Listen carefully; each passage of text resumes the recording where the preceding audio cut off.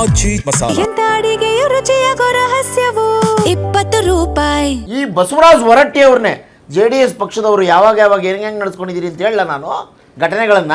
ನಿಮಗೆ ಪ್ರಶ್ನೆ ಕೇಳುವಂತದ್ದು 7 ನಿಮಿಷ ಏನ್ ಚೇಂಜಸ್ ಆಗ್ತಿತ್ತು ಅವ್ರು ಒಂದ್ ವೇಳೆ ಇದ್ದಿದ್ರೆ. ಅಯ್ಯೋ ಒಳ್ಳೆ ಕಡೆ ಹೇಳಿದ್ವಾ ನಾವ್ ಹೇಳಿದ್ವಾ ಸರ್ ಎಲ್ಲಾದ್ರೂ ನಮ್ಮ ನಾಯಕರು ಯಾರಾದ್ರೂ ಒಬ್ರು ಕೊಡ್ಲಿ ಅಂತ ಹೇಳಿರೋದು ಕುಮಾರ್ ಅವರೇ ಏನೇನೋ ಮಾತಾಡ್ತಿರಲ್ರಿ ಕುಮಾರ್ ಅವರೇ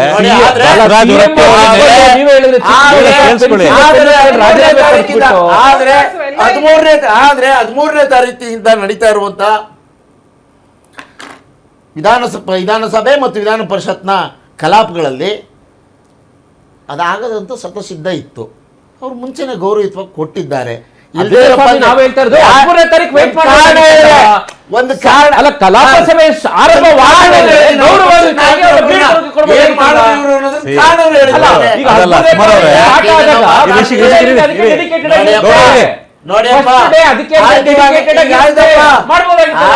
ನಿಮ್ ಸಂಖ್ಯಾಬಲದಿಂದ ಅವ್ರನ್ನ ಉಳಿಸ್ಕೊಳ್ರಪ್ಪ. ಯಾರು ಅಲ್ಲ ಸಂಖ್ಯಾಬಲ ಇದ್ದಿದ್ರೆ ಯಾರು ಸಂಖ್ಯಾಬಲ ಕ್ಷೇತ್ರ ಇಲ್ಲ. ನಿಮ್ಮ ನಡವಳಿಕೆ ಬಗ್ಗೆ ಮಾತಾಡ್ತಾ ನಡವಳಿಕೆ ನಿಮ್ಮ ಮಾತುಗಳಿಂದ ನಮ್ಮ ನಡವಳಿಕೆಗಳ ಬಗ್ಗೆ ನಾವು ಜನಕ್ಕೆ ಹೇಳ್ಬೇಕಾಗಿಲ್ಲ. ನಿಮ್ ನಡವಳಿಕೆಗಳು ಏನು ಅನ್ನೋದು ಜನಕ್ಕೆ ಗೊತ್ತಾಗಿದೆ.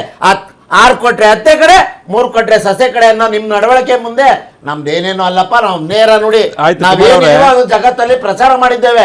ನಾವ್ ಹೆಂಗಿದೀವೋ ಹಂಗೆ ಇದ್ದೇವೆ. ನಿಮ್ ತರ ಒಂದಿನ ಹಿಂಗೆ ಒಂದಿನ ಹಂಗೆ, ಒಂದಿನ ಬಿಳಿ ಒಂದಿನ ಕರಿ ಆಗಲ್ಲ.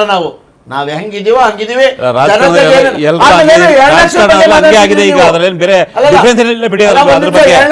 ಬಗ್ಗೆ ಏನೋ ಮಾತಾಡ್ತೀವಿ. ಏನು ಹೊಟ್ಟೆವ್ರಿ ನಿಮ್ಗೆ ಜನಕ್ಕೆ ಜನತಂತ್ರ ವ್ಯವಸ್ಥೆ ಜನಕ್ಕೆ ಕಾರ್ಯಕ್ರಮದ ಬಗ್ಗೆ ಕುಮಾರಸ್ವಾಮಿ ಪಾರ್ಟಿ ಅವ್ರಿಗೆ ಸರ್ಕಾರ ಘೋಷಣೆ ಮಾಡಿ 2 ಲಕ್ಷ ಕೋಟಿ ವಿಷಯ ಡೈವರ್ಟ್ ಆಗೋದು ಬೇಡ ರೀ ಕುಮಾರ್ ಅವರೇ, ವಿಷಯ ಡೈವರ್ಟ್ ಆಗೋದು ಬೇಡ. ಇರಿ ಋಷಿಕ್ ಅವ್ರು ಇರಿ. ಆಯ್ತು ಕುಮಾರ್ ಅವರೇ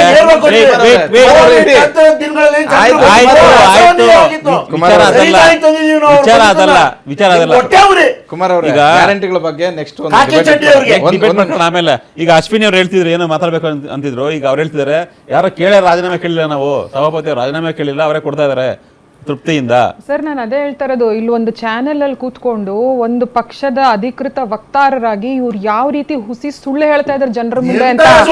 ಅಲ್ಲ, ಇಲ್ಲಿ ವಿಡಿಯೋ ಇದೆ, ಚಾನೆಲ್ ಗಳಲ್ಲಿ ಬಂದಿದೆ, ಫೋಟೋಸ್ ಇದೆ, ಜಟ್ಟಿ ಕೆಳಗೆ ಗಲಾಟೆ ಪ್ರಯೋಜನ ಇಲ್ಲ. ಕುಮಾರ್ ಅವರೇ ಜೋರಾಗಿ ಮಾತಾಡೋ ಪ್ರಯೋಜನ ಇಲ್ಲ. ಸುಮ್ಮನೆ ಯಾಕೆ ನಿಮ್ ತರ ಸುಳ್ಳು ಹೇಳಕ್ ಬರಲ್ಲ ನಮ್ಗೆ. ಆಯ್ತು ಸುಳ್ಳು ಬಿಜೆಪಿ ಈಶ್ವರಪ್ಪ ಹೇಳಿಲ್ವಾ ಸುಳ್ಳು ಮೋಸ ತಟೋಟ ಮಾಡಿ ನಾವು ಅಧಿಕಾರಕ್ಕೆ ಬರ್ಬೇಕು ಅಂತ. ಅದೇ ಯೂನಿವರ್ಸಿಟಿ ಅವ್ರು ನೀವು ಹೇಳಿ ಸರ್. ಈ ಮನುಷ್ಯನ್ ಮಾತಾಡಿ ಇವ್ರದಾಯ್ತಾ? ಈ ಅಮ್ಮನ್ ಮಾತಾಡ್ತಾರೆ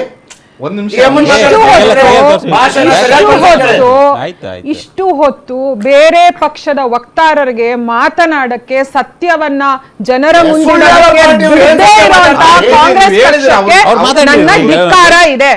ಕಾಂಗ್ರೆಸ್ ವಕ್ತಾರರು ಯಾವ ರೀತಿ ಮಾತಾಡ್ತಿದಾರೆ ಇವತ್ತು ಅಂತಂದ್ರೆ, ಜಟ್ಟಿ ಕೆಳಗ್ ಬಿದ್ರು ಮೀಸೆ ಮಣ್ಣಾಗ್ಲಿಲ್ಲ ಅನ್ನೋ ಲೆಕ್ಕಕ್ಕೆ ಮಾತಾಡ್ತಿದ್ದಾರೆ. ಅಂದ್ರೆ ಸಭಾಪತಿಗಳಾಗಿರೋ ಬಸವರಾಜ ಹೊರಟ್ಟಿ ಅವರೇನೆ ನೇರವಾಗಿ ಮಾತಾಡಿದರೆ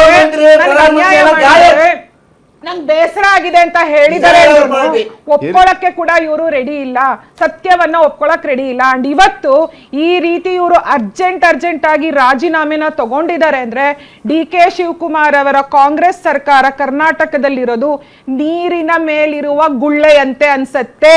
DK ಶಿವಕುಮಾರ್ ಏನೇ ಲೀಡರ್ ಇರ್ಬೋದು, ಯಾರೇ ಇರ್ಬೋದು, ದೊಡ್ಡ ರಾಜಕಾರಣಿ ಇರ್ಬೋದು, richest CM in the country ಇರ್ಬೋದು, but today he is a super flop as a CM and he is super fake as a CM. He has not considered constitution. ಸಂವಿಧಾನವನ್ನ ರೆಸ್ಪೆಕ್ಟ್ ಮಾಡಿಲ್ಲ, ಸಾಂವಿಧಾನಿಕವಾಗಿ ರಾಜೀನಾಮೆನ ಪಡ್ಕೊಂಡಿಲ್ಲ.